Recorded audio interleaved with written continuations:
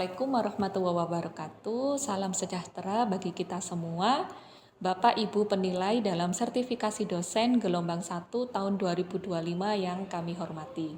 Mohon izin perkenalkan, nama saya Udi Rosidah Hijrianti, salah satu dosen dari Fakultas Psikologi Universitas Muhammadiyah Malang. Video ini dibuat untuk melengkapi persyaratan dalam pengajuan sertifikasi dosen gelombang 1 tahun 2025, yaitu pernyataan diri dosen dalam unjuk kerja Tridharma Perguruan Tinggi PD UKT-PT dalam bidang pengajaran.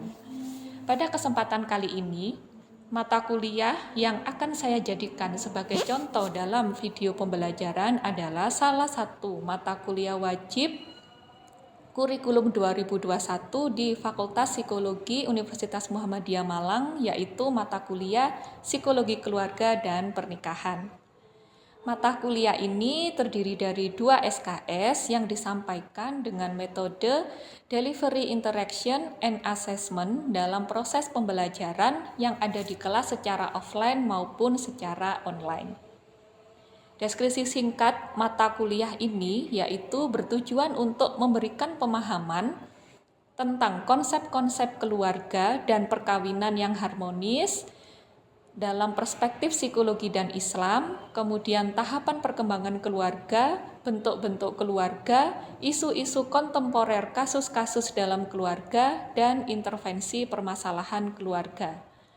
CPL Prodi yang dibebankan pada mata kuliah ini ada 2, yaitu yang pertama adalah pengetahuan, menguasai konsep dan teori ilmu psikologi untuk meningkatkan kesejahteraan masyarakat, meliputi ruang lingkup psikologi pendidikan dan perkembangan, psikologi sosial, psikologi klinis, dan psikologi industri organisasi dengan bobot 65%. Kemudian CPL yang kedua adalah keterampilan umum, yaitu menerapkan keterampilan berpikir kritis, kemampuan komunikasi, kolaborasi, mengembangkan kreativitas dan inovasi, sikap humanis dan simpatik pada sesama, memanfaatkan data dan teknologi informasi, dan kemampuan komputasi logis untuk mewujudkan kesejahteraan di masyarakat dengan bobot 35%.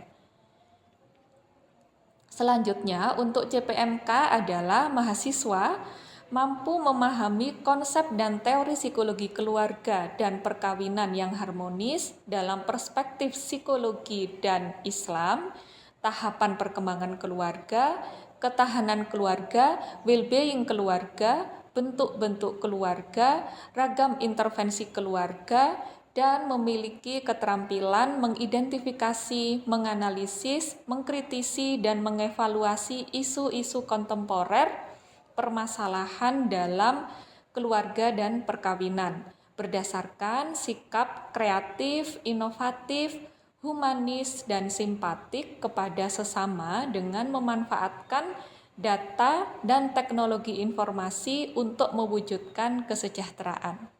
Kemudian pada mata kuliah ini kami memiliki 10 bahan kajian materi pembelajaran yang menarik karena tidak hanya memperhatikan teori yang telah ada sejak lama, tetapi kami juga memadupadankan dengan perkembangan zaman saat ini.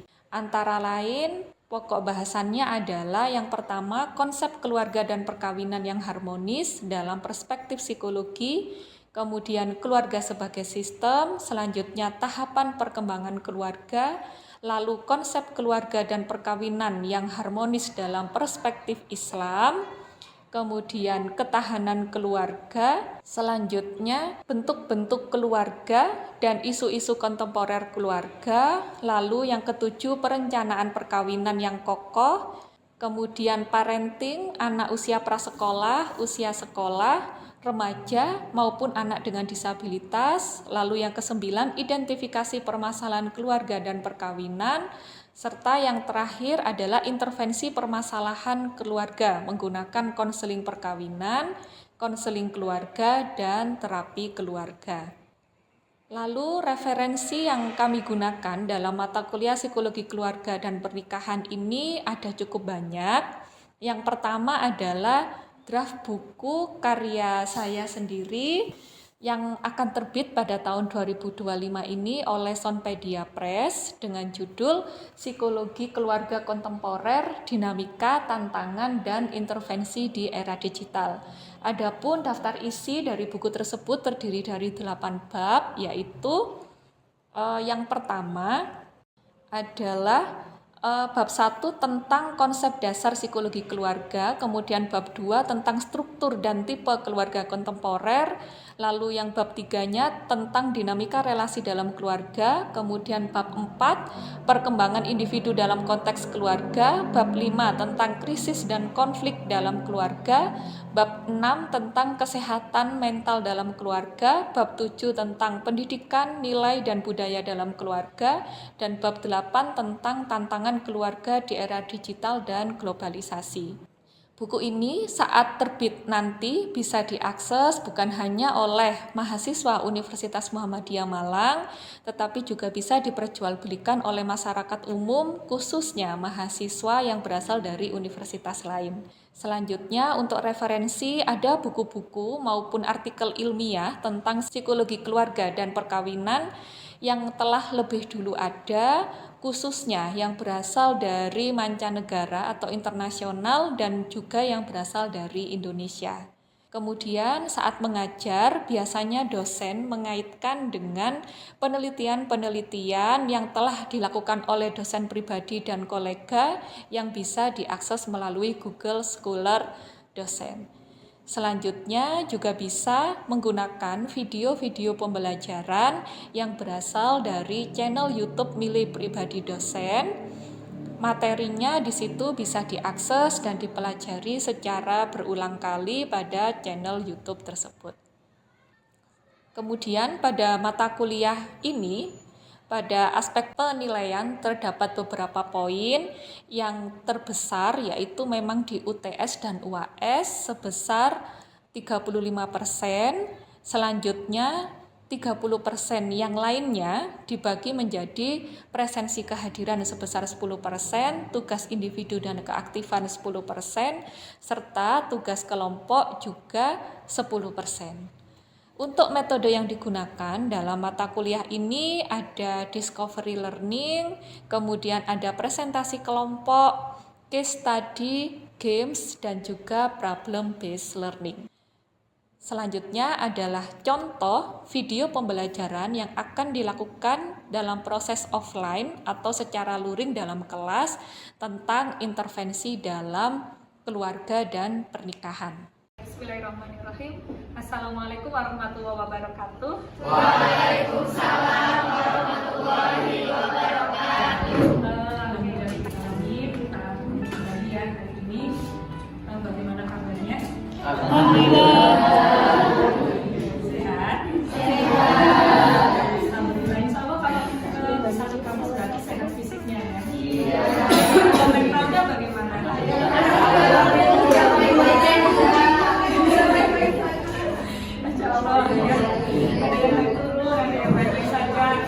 Ya, semuanya saya paham kalian pasti sedang berjuang ya saat ini ya. Berjuang menyelesaikan ya praktikum dan detik-detik menuju UAS ya.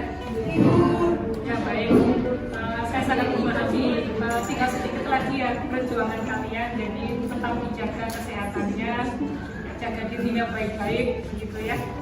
Oke, insya Allah tidak lama lagi semester genap ini akan selesai ya. Oke, baik. Kita berhitung dulu ya. Oke, berhitungnya 1 sampai 4, lalu balik lagi 1 lagi ya. 1, 2, 3, 4. Ingat ya angkanya ya. 2, 3. Oke, ya silakan bergabung. Yang angkanya 1 bergabung di 2 baris ini, kemudian angka 2 bergabung di 2 baris selanjutnya, angka 3 berdua baris ini, angka 4 berbaris itu ya. Silakan bergabung.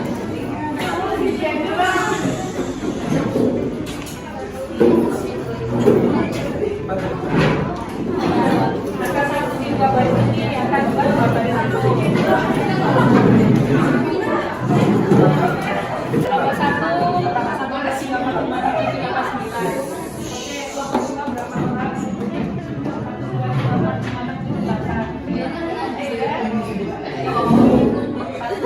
yang 4,78. Oke, 8. Kelompok 4 masih 2, 3, 4. Oke, baik. Ya, insya Allah rata 8 orang masing-masing kelompok, hanya kelompok 1 ya 9 orang ya. Oke, baik. Ya. Oke, mohon menghadap ke sini instruksinya ya. Jadi kelompok ini nantinya akan membahas kasus bersama. Jadi mohon tiap anggota kelompok di sini nanti memperhatikan slide yang akan saya paparkan ya. Diperhatikan karena nanti dari slide yang saya paparkan itu ada kaitannya dengan kasus yang akan kalian bahas di tiap kelompok. Oke, bisa dipahami ya? Oke, baik. Nah, mari saya akan sedikit berpantun ya. Ya, ikan teri, ikan tenggiri. Mari kita mulai.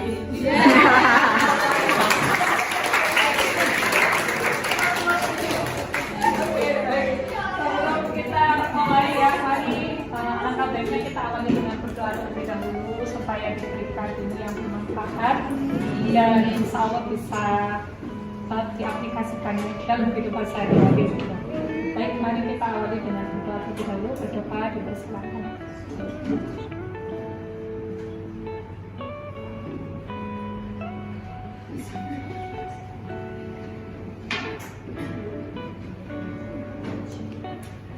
Oke, baik.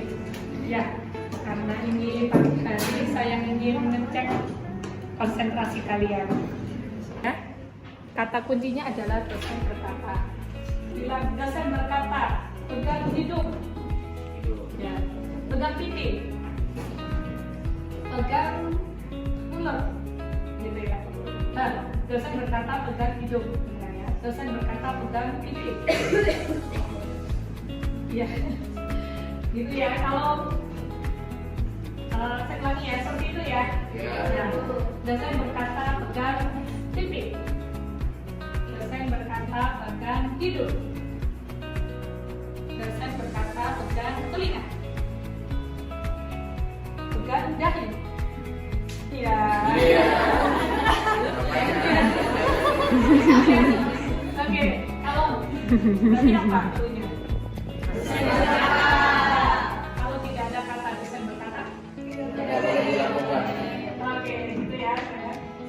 Saya mulai ya, konsentrasi ya. Dosen berkata pegang rambut. Dosen berkata pegang dagu.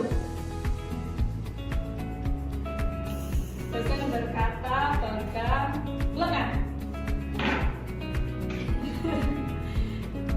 Pegang pipi.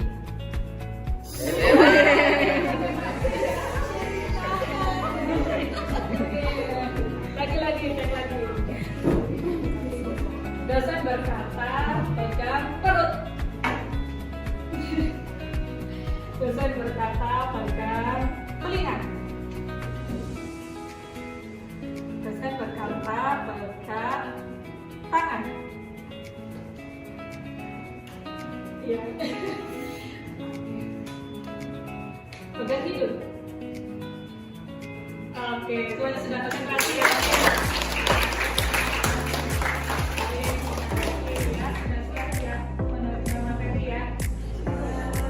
Oke, baik. Saya mulai kalau begitu. Jadi ini materi yang ada kaitannya dengan UAS kalian nanti. Ya, jadi sebagai bocoran, UAS kalian nanti akan melakukan studi kasus. Kasusnya sudah saya berikan dan kemudian Anda lakukan analisa dan kerjakan secara individual, ditulis tangan. Ya, ditulis tangan. Jadi nanti tulisannya harus bisa terbaca ya, dipastikan bisa terbaca oleh saya. Oke, nah ini ada kaitannya seperti itu. Jadi sekarang kita simulasi terlebih dahulu ya, dilakukan secara berkelompok. Oke, silakan. Saya konsentrasi itu dilakukan saat sebelum menikah untuk menjadi syarat-syarat pernikahan. Oke, baik, terima kasih Penny. Oke, baik. Ya, 2 orang ya. Oke, Wiki, silakan. Kalau menurut saya tentang pernikahan nikah itu dilakukan untuk mempersiapkan ya, mengetahui bagaimana nanti kehidupan setelah nikah, agar gak takut gitu pasangan, biar gak berekspektasi antar pasangan, jadinya tahu nantinya kehidupan keluarga itu seperti apa, terus nantinya harus bagaimana antar pasangan, seperti itu sih. Oke, baik, terima kasih Bu Vicky ya. Oke, perwakilan laki-laki perempuan ya yang jenis intervensi. Sekarang ke konseling perkawinan. Siapa silakan yang mau berpendapat? Kalau konseling perkawinan bagaimana? Silakan. Ya, Lea silakan. Saya konseling perkawinan itu konseling yang dilakukan oleh pasangan suami istri atau mungkin suaminya aja, istrinya aja untuk membahas masalah-masalah perkawinan. Oke, jadi masing-masing ya. Oke, terima kasih Lea. Sekarang sebutkan namanya. Nama saya Bila Jija. Kalau menurut saya konseling keluarga itu dilakukan ketika udah punya keluarga. Terus kalau misalnya ada masalah, misal untuk perkembangan anaknya atau mungkin ketika ada masalah antara suami istri, terus lebih ke permasalahan keluarganya, lingkup keluarganya itu apa? Baik, terima kasih Bu Tani. Mencari solusi kemudian atau untuk menata jangka panjang supaya gimana. Oke, menata pernikahan keluarga di satu tahun. Oke, terima kasih Siti. Oke. Saya Naila Adara Sofia dengan NIM 89. Jadi terapi keluarga itu kalau menurut saya dilakukan ketika misalnya ada konflik sama keluarganya gitu loh. Jadi misalnya nih antara anak sama orang tua pasti kan ada clash-nya, pasti beda POV-nya gitu. Pasti itu yang dibutuhkan dalam terapi keluarga gitu ketika ada suatu konflik di dalam keluarga. Oke, terima kasih Naila. Sekarang terakhir nih. Coba cari di Google ya. Atau silakan. Saya bagi keluarga itu untuk membantu penyelesaian masalah antar keluarga, antar anggota keluarga. Nah, di situ tujuannya itu untuk membantu membantu biar komunikasinya itu biar lebih baik lagi atau lebih komunikatif lagi. Oke, terima kasih permasalahan komunikasi yang efektif begitu ya dengan terapi keluarga. Oke, terima kasih ya. Dan mengambil suatu keputusan. Jadi biasanya kan kalau orang ini ya menjalin hubungan mungkin berpacaran atau mungkin ta'aruf ataupun dijodohkan, itu kan biasanya ada masalah-masalah yang muncul ya. Nah, masalah-masalah yang muncul sebelum pernikahan ataupun minat gitu ya, banyak hal ya pasti kalian mungkin dengan teman dekat kalian itu merasakan adanya perbedaan seperti itu.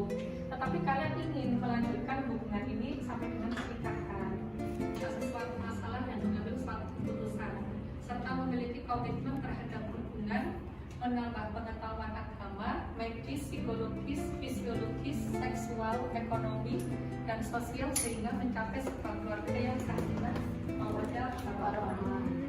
Ya, jadi tujuannya banyak gitu di konseling pernikahan, ya, karena kalian memang perlu sekali mempersiapkan suatu pernikahan itu dengan seksama gitu ya. Jadi tidak hanya modal cinta aja. Modal cinta aja itu kurang kalau di dalamnya kalian ternyata sebelumnya itu belum terjalin belum mengenal belum lama gitu.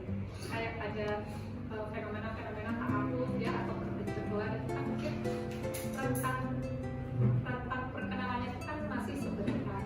Nah itu tidak menutup kemungkinan komunikasi yang terjalin itu efektif gitu. Ya walaupun baru ketemu gitu. Jadi salah satu pihak itu merasa selama ini kayak terintimidasi gitu ya. Kan banyak juga kasus toxic relationship gitu ya. Pacaran atau KDP atau kekerasan dalam pacaran itu si calon istri pengen punya anak berapa, si calon suami pengen punya anak berapa, komunikasi segera punya anak atau masih mau menunda dulu untuk punya anak gitu. Nah itu perlu disinkronkan. Kemudian secara ekonomi juga ini perlu dipikirkan nantinya dalam dalam pernikahan itu kalau misalnya nih kalian ingin mau lanjut sekolah, yang satu pihak ingin istrinya pengen jadi ibu rumah tangga, nah itu kan harus dibicarakan terkait ekonominya nanti, kemudian kehidupan sosialnya juga nanti kalau tinggalnya dialami oleh anak itu tidak hanya diatasi di anaknya saja, tapi harus dibenahi, struktur keluarga itu harus dibenahi terlebih dahulu karena satu sama lain itu saling mempengaruhi. Anak mempengaruhi orang tua mempengaruhi anak, mempengaruhi dinamika keluarga. Nah, jadi keluarga itu sebagai sistem sosial terkecil yang perlu diseimbangkan. Mungkin selama ini ada ketidakseimbangan atau keselarasan peran antara ayah, ibu, dan anak.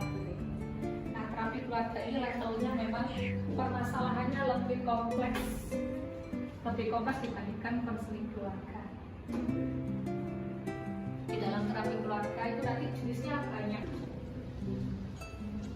Lalu tujuan bisa diterima? Bisa. Oke, nanti kalau ada pertanyaan disampaikan saja ya.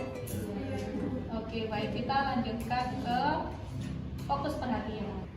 Nah, itu konseling perkawinan. Kemudian kalau konseling keluarga, fokusnya pada permasalahan atau kesulitan yang terjadi antara individu dengan anggota keluarganya. Jadi ada anggota keluarga itu yang merasa sudah nggak bisa komunikasi misalnya sama ayahnya, misalnya pernah berjemput sapa, salaman, atau misalnya si istri merasa tertekan di suasana di rumah itu tidak nyaman sama sekali, itu secara struktur, secara dinamika tidak baik, maka harus diberikan intervensi terapi keluarga. Prosesnya juga hampir sama dengan konseling pranikah tadi. Jadi konselornya mengasesmen dulu si istrinya, kemudian sensitifnya mengasesmen si suaminya. Di situ boleh juga diberikan skala misalnya keberhasilan keluarga atau marital satisfaction scale gitu ya. Ini menggunakan pendekatan struktural untuk menangani masalah keluarga dan memperjuangkan keseimbangan dan keselarasan mengenai interaksi anggota keluarga. Kira-kira ada yang mau ditanyakan atau diperjelas silakan. Ya, Saya mau bertanya kalau bagaimana peran konselor ketika yang di konseling pranikah itu ternyata saat asesmen ada salah satu pihak yang belum siap untuk menikah. Apakah si konselor itu meyakinkan kalau kamu bisa kok jadi siap gitu atau kayak gimana? oke, ya. Tugasnya konselor itu sebenarnya hanya menjadi penengah ya, memfasilitasi dan tidak boleh memberikan keputusan. Ya, supaya nanti kalau terjadi apa-apa dengan pernikahan mereka, kita tidak disalahkan konselornya. Nah, di sini konselornya tentunya harus bersikap objektif gitu ya, bisa menyampaikan dengan terbuka gitu ya, menyampaikan dengan terbuka kalau ini loh, kalau ingin melanjutkan pernikahan ya dengan mempertimbangkan ternyata kok si istri belum siap tapi si suami sudah ngotot gitu ya, sudah. Tapi pernikahan dua keluarga di situ sedikit banyak intervensi keluarga itu pasti akan ada gitu ya. Misalnya nanti setelah menikah pasti pertanyaan yang paling sering disampaikan adalah kapan punya anak. Setelah menikah itu kapan punya anak, setelah punya anak satu kapan nambah anak lagi gitu ya. Tekanan-tekanan yang seperti itu memang perlu diantisipasi di awal gitu. Mengetahui budaya kebiasaan masing-masing keluarga dari pasangan gitu ya. Kalau misalnya di keluargaku itu biasanya kalau mau Idul Fitri biasanya seperti apa gitu ya, harus kumpul semua di rumahnya nenek gitu ya, orang yang paling tua gitu. Nah itu harus diketahui.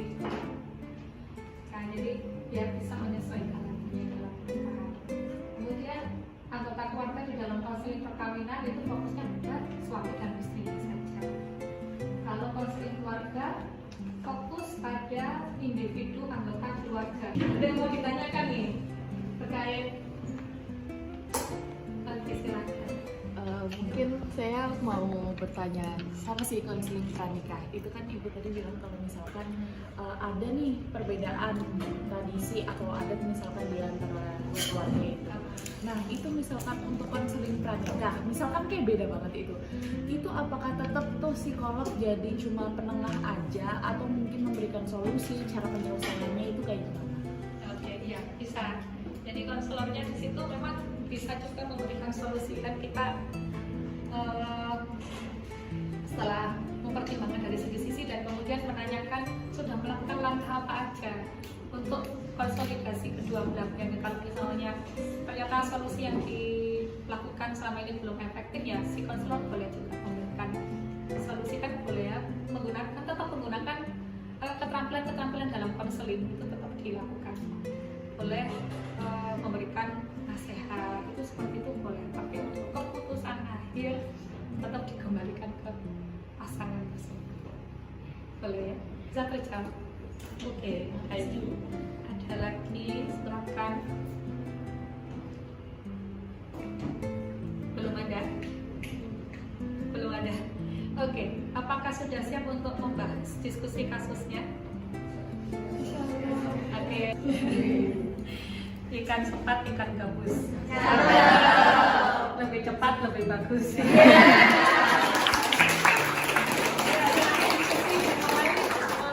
Ya, sekarang. Oke, silakan.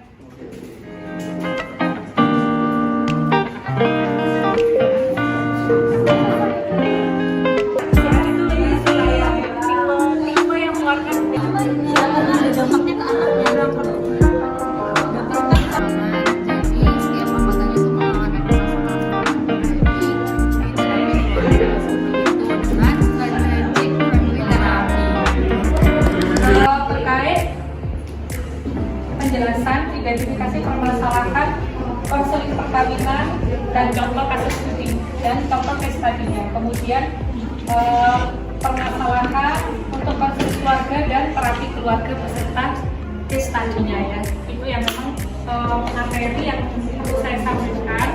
Yang ini sebagai bekal untuk keluarga sekalian nanti. Oke, baik. Saya presensi terlebih dulu ya. Dia Aludin Adil, Muhammad Tilam, Alvin Bayu, tidak ada, Muhammad Fikriza ada, Siki ada, Naila Asifah ada, Sofiana Marifa, Amalia Kumala, Asila Mahira ada, Cindy Aulia, Nur Barokatun, Hanifah ada, Serinta ada, Muswatun tidak hadir, Dwi Retno tidak, Pevita Anjar ada, Anissa Sabrina ada, Karin Arla tidak ada. Oke, baik ya, insya Allah kita bertemu lagi minggu depan ya, libur ya, sama kita membicarakan di grup ya perkuliahan kita. Terima kasih banyak atas perhatiannya. Mohon maaf ya jika ada kekurangan. Wassalamualaikum warahmatullahi wabarakatuh.